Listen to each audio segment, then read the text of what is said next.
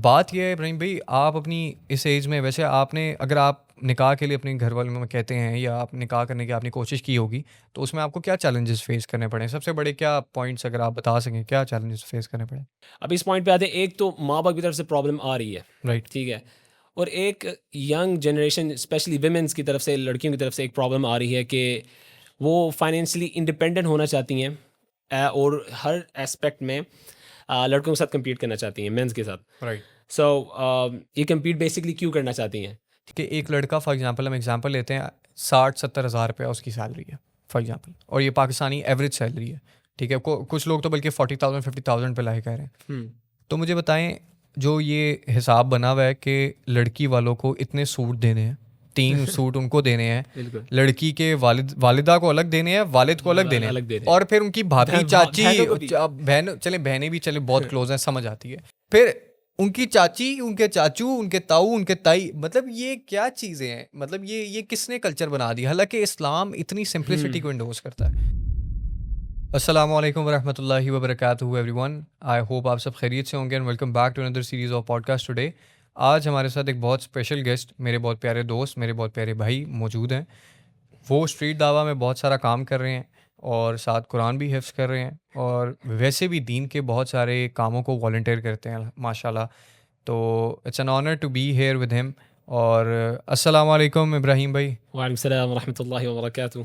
कैसे हैं आप दानिश भाई? अल्हम्दुलिल्लाह, आप सुनाएं कैसे हैं? खैरियत से हैं? अल्हम्दुलिल्लाह, थैंक यू सो अल्हम्दुलिल्लाह। Much for coming today. तो बेसिकली इब्राहिम भाई के साथ आज पॉडकास्ट करने का मकसद भी ये था कि वो ख़ुद एक इस एज स्पैन में है जिसमें निकाह की बहुत ज़्यादा ज़रूरत है, और इवन कि निकाह फ़र्ज़ भी हो चुका हुआ है कि बिल्कुल। ठीक है राइट। कि निकाह जो, और आजकल सबसे बड़ा जो मसला बन चुका है ना, वो निकाह बहुत बहुत बड़ा एक बड़ा मसला है। कैसे आप क्या बिल्कुल, समझते हैं इब्राहिम भाई, बिल्कुल, ऐसा ही है? बिल्कुल, क्योंकि जो 20s की एज है, टीन से और अर्ली 20s, एक्चुअली ये जो एज है ये बहुत क्रूशल एज है। ऑब्वियसली बंदा जवान भी हो रहा होता है और बड़े मसाइल होते हैं, ऑब्वियसली पढ़ाई का प्रेशर, फिर और जो आपको पता है, और जो जवानी के असरात होते हैं जिसकी वजह से इंसान और प्रेशराइज में हो जाता है, तो ये बड़ी बड़ी क्रूशल एज है। वैसे जो आजकल का जो मीडिया वाला दौर चल रहा है ना, मैंने देखा है कि 15-16 साल और 14 साल के लोग, मतलब 14-16 साल के मैंने बच्चे भी देखे हैं जो रिलेशनशिप्स में होते हैं। तो मैं हैरान होता हूँ कि अच्छा ठीक है, वो एक चीज़ वाला हराम वाला एस्पेक्ट है कि ठीक है यार, ये हराम है, इसमें नहीं जाना चाहिए, इस्लाम की बाउंड्रीज और प्रेमिसेस को नहीं ब्रेक करना चाहिए। तो बेसिकली इसी सोल्यूशन की वजह से आज हम इधर हैं, ताकि हम पेरेंट्स को ये बता सकें कि निकाह कितना इंपॉर्टेंट है हमारे लिए, बेसिकली कि यंग जनरेशन के लिए कितना इंपॉर्टेंट है, और इसके बारे में दीन में इन्फ्लुएंस किया गया है कि आप अपने, जब आप बालिग हो जाओ तो आप निकाह कर दो। तो अब बात यह है इब्राहिम भाई, आप अपनी इस एज में, वैसे आपने, अगर आप निकाह के लिए अपने घर वालों में कहते हैं या आप निकाह करने की आपने कोशिश की होगी, तो उसमें आपको क्या चैलेंजेस फेस करने पड़े? सबसे बड़े क्या पॉइंट्स अगर आप बता सकें, क्या चैलेंजेस फेस करने पड़े? तो फर्स्ट ऑफ ऑल मेरे पेरेंट्स अल्हम्दुलिल्लाह इस मामले में बहुत अच्छे हैं कि वो अंडरस्टैंड करते हैं ये तो बड़ी इस अच्छी बारे बात में, है। अल्हम्दुलिल्लाह। लेकिन जो एक्चुअल में मैंने नोटिस किया है, जो लोगों को, जो जवान लड़कों को बेसिकली, यूथ को जो प्रॉब्लम्स आती हैं माँ बाप से बात करते हुए, कम्युनिकेट करते हुए शादी के मामले में, राइट। स्पेशली लड़कों को, हम्म। वो ये है कि माँ बाप की तरफ से एक आता है कि आप फाइनेंशियली सेट नहीं है अभी, बिल्कुल। ठीक है, एक तो ये प्रॉब्लम आ गई, you are not financially mature enough और फाइनेंशियली मेंटली मेच्योर इनफ कि आप एक घर और ख़ानदान चला सकें। राइट। इस वजह से लड़कों को बड़ी चीज़ों से और चीज़ों से जानते हो, सेम फॉर गर्ल्स। हालांकि फाइनेंशियल स्टेबिलिटी के बारे में मैं क्या कह के थक गया हूँ, क्या कह के थक गया हूँ कि मतलब अब जो बंदा है जो कुरान खुद पढ़ता है, उसको तर्जुमे से पढ़ता है, तफसीर से पढ़ता है, और उस नीयत से पढ़ता है कि तालिब इल्म की नीयत से पढ़ता है, तो अल्लाह ताला उसको उसके थ्रू हिदायत जो है ना वो बख्शते हैं बिल्कुल, और जो हिदायत चाहता भी है। अब अल्लाह ताला कुरान में खुद फरमा रहे हैं, फाइनेंशियल स्टेबिलिटी का जवाब दे रहा हूँ पेरेंट्स को, कि सूरह नूर में आयत नंबर 32 में अल्लाह ताला ने फरमाया, जो लड़का लड़की निकाह के लिए एलिजिबल है उनका निकाह कर दो, अगर वो गनी नहीं है तो मैं गनी करूँगा उनको अपने फजल से। बिल्कुल। तो अल्लाह ताला जब कुरान जैसी किताब जिसमें कोई शक नहीं कर सकते आप, ये अल्लाह ताला के अल्फाज हैं, अल्लाह की किताब है, इसमें ऐसा नूर है, मतलब अल्लाह ताला के, मतलब हम अपने आप को कहते हैं कि जी हम मुस्लिम्स हैं, लाइक हम वन उम्मा हैं, हम उम्मती हैं, हम रसूलुल्लाह सल्लल्लाहु अलैहि वसल्लम से बहुत मोहब्बत करते हैं, हम अल्लाह ताला के अहकाम को मानते हैं। तो तो ये काम नहीं मानना हमने, मतलब वो बिल्कुल। हमारा ना एक मसला है इब्राहिम भाई कि हमने ना बस अपने पिन पॉइंट चीज़ें कर लेनी जो हमें पसंद है, बस वो हमने दीन पे अपना दीन समझ लेना, उसको अप्लाई कर लेना, बाकी चीज़ों को इग्नोर कर देना। बिल्कुल, बिल्कुल। अब फाइनेंशियल स्टेबिलिटी की क्यों बात कर रहे हैं हम? इवन दो आप लाइफ में कभी भी फाइनेंशियल स्टेबल नहीं हो सकते। आपको नहीं पता एक दिन क्या हो रहा है, सेकंड डे क्या हो रहा है, आप बिल्कुल, थर्ड डे की गारंटी नहीं दे सकते, आप अपनी सांस की गारंटी नहीं दे सकते, तो आप फाइनेंशियल बिल्कुल। स्टेबिलिटी की क्या बात कर रहे हो? मतलब आपको ये नहीं पता आप कब मर जाओगे, आपको कब मौत आ जानी है, आप कौन सी फाइनेंशियल स्टेबिलिटी की बातें कर रहे हो? Yes, we are talking about the person जो सारा दिन सुबह 3-4 बजे उठे, शाम को खाना खा रहा हो, रात पबजी खेल रहा हो, दोस्तों में जा रहा हो, सारा दिन वेस्ट कर रहे हैं, ना उसकी कोई विजन है लाइफ का, ना कोई प्रैक्टिकल चीज़ों में काम कर रहे हैं, ना वो जॉब कर रहे हैं। उन लोगों की बात हम नहीं कर रहे कि उनका निकाह करना चाहिए, हुँ, बिकॉज ये तो बिल्कुल ही एक तरह का रिस्क लेना है। ऑब्वियसली। ये ज़रूरी है कि हमें अपना we should tie our camel first, तो हुँ, ये बड़ा ज़रूरी है। ये फाइनेंशियल स्टेबिलिटी के मामले में ना मैं कहता हूँ 90% मुझे इतने मैसेजेस आते हैं, लोग फंस जाते हैं। हुँ। तो ये मेन प्रॉब्लम है कि फाइनेंशियल स्टेबिलिटी वाला।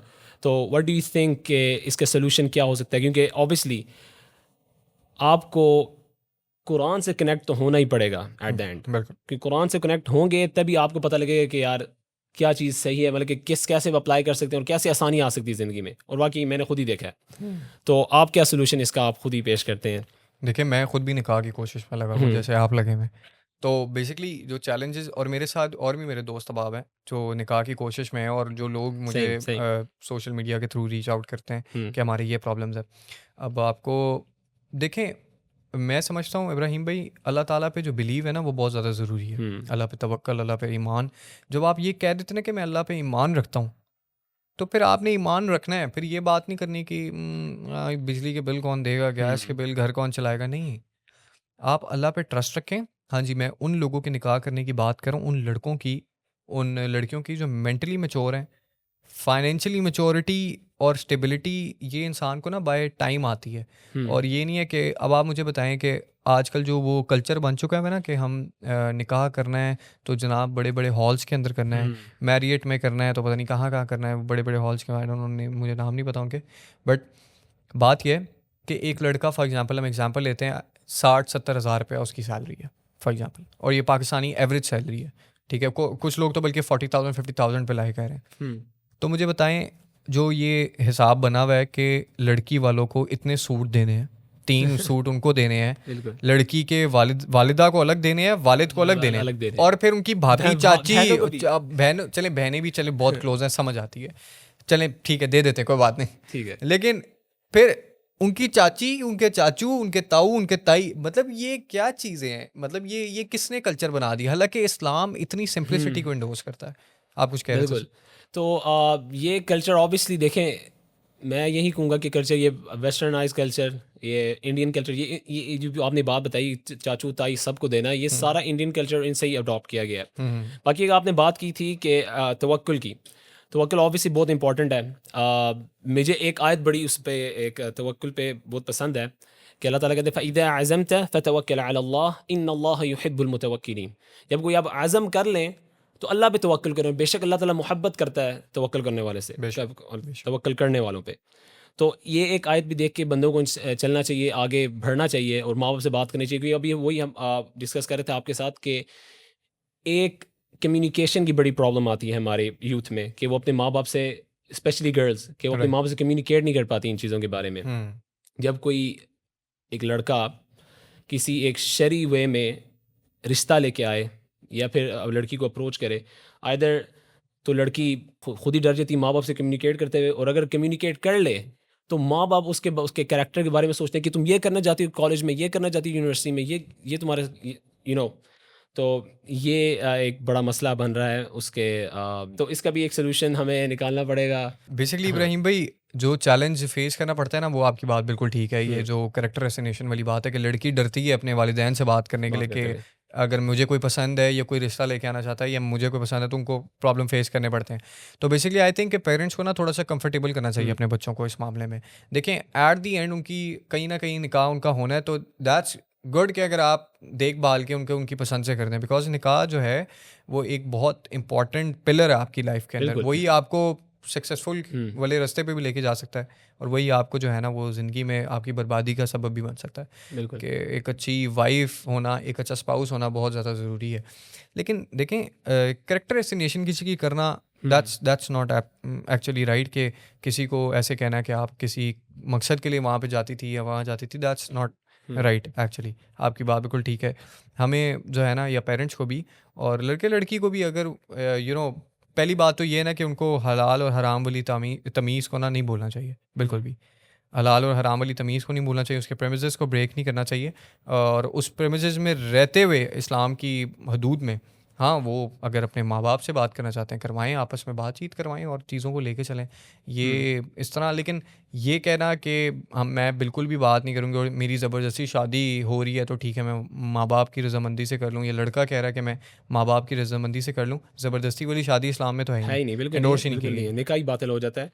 अब इस पॉइंट पे आते हैं, एक तो माँ बाप की तरफ से प्रॉब्लम आ रही है, राइट। ठीक है, और एक यंग जनरेशन स्पेशली विमेंस की तरफ से, लड़कियों की तरफ से एक प्रॉब्लम आ रही है कि वो फाइनेंशियली इंडिपेंडेंट होना चाहती हैं, और हर एस्पेक्ट में लड़कों के साथ कम्पीट करना चाहती हैं, मेंस के साथ। राइट। सो ये कम्पीट बेसिकली क्यों करना चाहती हैं, ठीक है। ये सबसे पहले हमें इस आयत को समझना पड़ेगा। देखें, कुरान तो फाइनल जो मैसेज है, और उस पे तो अगर आप ऑब्वियसली मुसलमान ही मानेगा, हम अपने आप को मुसलमान कहते हैं, तो ऑब्वियसली हमें मानना पड़ेगा। बिल्कुल। तो एक आयत है अर्रिजालु कव्वामून अला निसा, कि जो मैन हैं उनको अल्लाह ताला ने अपर हैंड दिया है औरत पे, और साथ जो मैन हैं वो एक प्रोटेक्टर हैं विमेन के। बिल्कुल। तो ये चीज़ें औरतों को समझ नहीं आती, और लेकिन वो वही बात है फेमिनिज्म की तरफ जाना कि हम कम्पीट करेंगे मैन को, और हर चीज़ में मर्दों से आगे निकलना। तो ये एक बड़ी प्रॉब्लम है। जब लड़के रिश्ता जाने भेजते हैं, वो कहते हैं नहीं जी, हमें हमें ये लड़का संभालेगा, यानी कि हमें इसकी बात माननी पड़ेगी। सर ये प्रॉब्लम्स एक बहुत बड़ी लड़कियों की तरफ से भी आ रही हैं। इब्राहिम भाई देखें, कुरान में ना अल्लाह ताला ने फरमाया है, वो इतना खूबसूरत रिश्ता है ना मियाँ बीवी का, कि दुनिया में सबसे पहले, आप इसमें सोचने वाली बात है कि दुनिया में सबसे पहला रिश्ता कायम जो है ना वो बेटी बाप का नहीं हुआ था। जो क्लोज बेस्ट फ्रेंड वाला रिलेशन होता है ना, बाप बेटी एक दूसरे का, जैसे बेटे और मामा का होता है, तो ऐसे ही ना बहन भाई का हुआ था रिश्ता कायम। सबसे पहले दुनिया में रिश्ता कायम मियाँ बीवी का हुआ ये था, बीवी का हुआ था, और अल्लाह ताला ने इतनी खूबसूरती से इस रिश्ते को ना वो एक्सप्लेन किया है कि समझने वाला इसको समझ सकता है कि शौहर जो है ना वो बीवी का लिबास है। मतलब मियाँ बीवी जो है वो एक दूसरे का लिबास है। मतलब आप एक दूसरे का लिबास हो, मतलब आप लिबास क्या करता है बेसिकली, उसका क्या पर्पज़ है, वो आपकी मॉडेस्टी को प्रोटेक्ट करता है, आपकी हया को प्रोटेक्ट करता है। तो आप एक दूसरे की हया प्रोटेक्ट करने के लिए, तो देखें, मर्द को आपकी वही वाली है, कुरान में आयत है कि अपर हैंड दिया गया। बेसिकली ना जो पहले वाली चीज़ें होती थी कि अगर womens wants to work outside, तो उस तरह का ना माहौल और इन्वायरमेंट जो होता था ना वो पॉजिटिव होता था। आजकल के जो क्योंकि मैं खुद भी एक ऐसे ऑफिस में काम कर चुका हूँ, वहाँ पर जो कल्चर बिल्ड हुआ होता है ना, वहाँ लड़कियाँ सेफ़ नहीं लगती मुझे बिल्कुल भी। तो Safe अगर नहीं कोई होती, और बंदा कहता है ना इंडिपेंडेंट, हाँ जी प्लीज़। एक और बात कि लड़कियों को हायर क्यों किया जाता है आजकल के ज़माने में, टू अट्रैक्ट मोर कैंडिडेट्स, इसलिए लड़कियों को भी हायर किया जाता है। क्योंकि आपने खुद ही नोटिस किया होगा बिल बोर्ड्स पे, जैसे अब एक कॉल सेंटर था हमारे घर के पास ही, हमारे ऑफिस के पास, उधर बिल बोर्ड पर उन्होंने लड़का नहीं सारी लड़कियां लगाई हुई, to attract more women more man. और जो रिसेप्शनिस्ट है बेसिकली वो जानबूझ के, मैं आपसे सीधी बात हूँ, हमारे ऑफिस में भी राइट। उन्होंने रिसेप्शनिस्ट जानबूझ के हायर की women to attract more candidates. तो ये वुमेन को इसलिए इस्तेमाल किया जा रहा है, स्ट्रैटेजी है बेसिकली ना, स्ट्रैटेजी है तो बिल्कुल। ये चीज़ समझने के लिए है। बट आई थिंक कि लड़कियों को भी ज़रूर इल्म हासिल करना चाहिए, कुरान का हो दुनियावी हो, और बेसिकली उनको भी अपनी एजुकेशन पे ज़रूर फोकस करना चाहिए। लेकिन अगर ये कह देना कि मैंने मर्द की बराबरी में आके खड़े होना है, that's a different topic to discuss वैसे। और आई थिंक कि जो ख़वातीन होती हैं ना वो क्वीन होती हैं, लाइक घर की क्वीन होती हैं। उनको ये कहना कि आप बाहर जाके जॉब करें, लेकिन जो मर्द है ना उसको प्रोवाइडर कहा गया है शुरू से। तो वो अपने घर का, अपनी खातून का वो प्रोवाइडर है, अपना प्रोटेक्टर है, वही वाली आपकी बात। तो दैट्स अ डिफरेंट टॉपिक। अगर इसको हम नेक्स्ट टाइम इंशाल्लाह किसी पॉडकास्ट में डिस्कस करेंगे। Let's get back to the topic. अच्छा, इब्राहिम भाई, वैसे आप अपने वैसे इर्द गिर्द आपके भी दोस्त अहबाब होंगे, एंड आपके पास वो वाली कम्युनिटी भी शायद हो जिसमें बहुत ज़्यादा लोग जो हैं वो दीन से कनेक्टेड नहीं है। तो ऑब्वियसली वो किसी ऐसे रिलेशनशिप में होंगे जो इस्लाम में उसमें हलाल नहीं है, उसकी प्रेमिसेस में, मतलब उस ऐसे रिलेशनशिप्स में होंगे जो इस्लाम में इंडोर्स नहीं किया गया, बल्कि उसको मना फरमाया गया। तो आप अगर जब उनको निकाह के लिए मोटिवेट करते हैं तो वैसे उनके वो क्या एक्सक्यूज़ देते हैं आपको? तो मेरे काफ़ी एग्जांपल्स हैं इस तरह की। तो पहले एक्सक्यूज़ यही मिलता है कि इनमें से कोई भी एक एक सीरियस कोई कोई ना कोई सीरियस होती है, या तो दोनों सीरियस नहीं होते अपनी शहवात को पूरा करने के लिए। उसकी वजह से वो either they're in a relationship, या फिर उनमें से एक ना कोई सीरियस होता है but they are not ready to talk with their parents. और दूसरी बात वो ये कि इतनी छोटी एज में लड़के और लड़कियां रिलेशनशिप में आ गए हैं, जिसकी वजह से ऑब्वियसली ना कोई फाइनेंशियली स्टेबल है, ना कोई इतना मेंटली मैच्योर है कि वो एक दूसरे की अ, क्या नाम है ज़िम्मेदारी उठा सके। राइट। बाकी ये है कि हमारे क्योंकि पहले ज़माने में कि 14 साल का भी बच्चा, एक 14 साल की लड़की भी एक प्रॉपर एक मैच्योर लड़की होती थी। राइट। अब ऑब्वियसली हमारे बच्चों के साथ डूम स्क्रॉलिंग और इसकी वजह से सारा अटेंशन स्पैन सारा ख़त्म हो गया, जिसकी वजह वैसे से इतने मैच्योर नहीं रहे। इब्राहिम भाई, मुझे लगता है जैसे आजकल के ज़माने में ना और पिछले ज़माने को कंपेयर किया जाए ना, तो पिछले ज़माने में जो ख़वातीन या मर्द होते थे ना, जो 14-15 साल में लड़के लड़कियां होती थे, उनसे ज़्यादा मेच्योर मेंटली जो है ना, वो आजकल के ज़माने के, बिकॉज थ्रू सोशल मीडिया आप स्क्रॉल कर रहे हो, आप और चीज़ें, आप कम्युनिटी में जा रहे हो, और मुझे लगता है बहुत ज़्यादा एक्सपोजर की वजह से वो ज़्यादा मेच्योर हैं। अगर हम बात करें पुराने ज़माने लोगों के पास फ़ोन ही नहीं होते थे, मोस्टली आपके पेरेंट्स के पास, मेरे पेरेंट्स के पास, उस एज के अंदर ना वो टच मोबाइल्स होते थे, इंटरनेट होता था उस तरह। तो उनके पास तो ये वाली की अपॉर्चुनिटीज़ या नहीं होती थी घर में इतना एक्सपोजर हासिल करने के लिए। तो मेरे ख्याल में ये जो है ना, ये एक तो दीन से दूरी भी है, दीन से दूरी और ऑब्वियसली। उनको बेसिकली कंफर्ट जोन में अपने आ गए हैं, और उनको ये अभी ठीक लग रहा है। बट कुल्लु नफ्सिन जायकातुल मौत, हर नफ्स बिल्कुल ने मौत का जायका नहीं चखना है। सकना। तो I think we should correct our self. हर कोई दूध का धुला नहीं होता, हर कोई अपने आप को जो है ना वो चेंज करना चाहिए ना, अल्लाह ताला से तौबा करनी चाहिए। तो वैसे इब्राहिम भाई, वैसे जब आप कभी आपने किसी अपनी एग्जांपल हो आपके सामने, दोस्तों को निकाह करने के लिए कोशिश करते हुए देखा हो, तो उनको कोई चैलेंज आया हो? सबसे बड़ा आजकल वैसे चैलेंज होता है कि कोई रिश्ता लेने जाएंगे, मेरे और लोगों की भी स्टोरीज़ हैं, उनके मैसेज आए, कहते हैं कि मैंने अपने घर वालों को कहा कि मेरा रिश्ता कर दें, तो दे साइड के पहले अपना घर बनाओ। या मुझे कहते हैं लड़की, एक लड़का कहता है कि मुझे लड़की वालों की तरफ से एक वो आया है कि पहले गाड़ी ले लो और घर बना लो। कुछ लड़के कहते हैं कि हमारी फैमिली की तरफ से हमारा रिवाज है ये फैमिली में कि हमें शादी करने से पहले ना, मतलब निकाह के वक्त जो हक महर होता है या उससे पहले कुछ चीज़ें गिफ्ट्स वगैरह देना, वो एटलीस्ट 5 या 7 तोला देना है सोना। उसके बगैर नीचे वाली बात नहीं है कि हम कोई मटीरियलिज्म सारी आ शादी, गई है। वहाँ मतलब अब आप सोचें आज के ज़माने में तोला को तकरीबन 5 लाख या 4 लाख के दरमियान इस तरह कुछ है। तो आप मुझे बताएं, एक बंदा जो 70-80 हज़ार रुपये हलाल तरीके से कमा रहा है, उसको टाइम लगेगा अभी ग्रो ऑब्वियसली करने में। अगर वो ऑब्वियसली 18 19 20 21 22 साल की उम्र में, वो 30 35 साल की उम्र, अच्छा वो सोने वाली बात हम कह रहे थे कि अब वो बंदा किस तरह कलेक्ट करेगा जो अपनी, मतलब फाइनल अपने घर को भी सपोर्ट कर रहा है फाइनेंशियली, और भी चीज़ें देख रहा है। तो वो कैसे 5-7 तोला सोना जमा करते हुए उसको 2-4 साल लग जाएंगे, तो मतलब उसकी वैसी ही ज़िंदगी उस तरह वेस्ट हो ऐसी गई है। वेस्ट हो तो जाएगी वो बिल्कुल। ज़ाहिर बात है, फिर लोग हलाल को जब मुश्किल, क्योंकि नबी सल्लल्लाहु अलैहि वसल्लम ने फरमाया था कि जब निकाह मुश्किल होगा तो ज़िना आसान हो इतना जाएगा, आसान और होगा। जब ज़िना मुश्किल होगा तो निकाह आसान था। जब उनके दौर में था, सहाबा के दौर में था, ताबीन के दौर में था, तबा ताबीन के दौर में था। तो आई डोंट नो कि लोगों ने इस वाले मामले को ना इतना मुश्किल और इतना कॉम्प्लिकेटेड क्यों बना दिया। तो अच्छा इब्राहिम भाई, एट दी लास्ट हम कोशिश करेंगे इस सीरीज़ को कंटिन्यू करेंगे, because it the first time हमारा ट्रायल पॉडकास्ट है, समझ लें आपके साथ, या ताकि हम इस सीरीज़ को कंटिन्यू कर सकें, अपने आप को बेटर कर सकें, एनालाइज कर सकें। तो आपका लास्ट कोई ऐसी एडवाइस हो पेरेंट्स की और बच्चों को, जेंजी को, आपकी अपनी जनरेशन में जो एज स्पैन में लोग हैं, तो वो क्या होगी? Alright, inshallah, many more to come with you, inshallah, इंशाल्लाह। podcast. मेरी advice for the youth would be कि अपनी कम्युनिकेशन बेटर करें अपनी वालिदैन के साथ। अगर राइट। क्योंकि मेन प्रॉब्लम तो वालिदैन की वजह से तरफ से आती है, तो अपनी कम्युनिकेशन बेटर करें। Try to fight for your right, ठीक है, in a decent way, in a in a decent good way, way, या in a respectful way. Respectful way, according to शरीयत ऑब्वियसली। बिल्कुल। And for the parents is थोड़ा उनको lenient होना चाहिए बच्चों के साथ, राइट। ठीक है। और try to understand what's going on, like आपको पता है कि बच्चे किस फेज़ में गुजर रहे हैं। राइट। जवानी के फेज़ ऑब्वियसली अर्ली 20s और टीन एज। तो ट्राई टू अंडरस्टैंड और try to negotiate with your children. तो ये मेरी एक है पेरेंट्स के लिए right. Advice. Up to you तो इंशाल्लाह हम इसको सीरीज़ को कंटिन्यू करेंगे आगे। इंशाल्लाह। अगर आप लोगों के दिमाग में कोई सवाल हैं, कोई ऐसी चीज़ें हैं जिस पे आप समझते हैं हमें बात करनी चाहिए ऑन रिगार्डिंग निकाह और निकाह की फ़ील्ड में, तो मेक श्योर आप हमें कमेंट्स में ज़रूर बताएँ ताकि हम अपने आप को भी बेटर कर सकें और हम अपने पॉइंट्स को और इस पॉइंट्स पे बात कर सकें बात इंशाल्लाह करें ताला। इंशाल्लाह। Thank you so much for coming no Ibrahim भाई, प्रॉब्लम, थैंक यू सो जज़ाकल्लाहु मच। खैरन कसीरा। वहीयक और आखिरी बात मैं एक और करना चाहूँगा जी, श्योर, श्योर। कि जो भी मेरी तरफ से था, जो भी अच्छी बात थी वो अल्लाह ताला की तरफ से थी, और जो भी गलत बात थी वो मेरी और शैतान की तरफ से थी।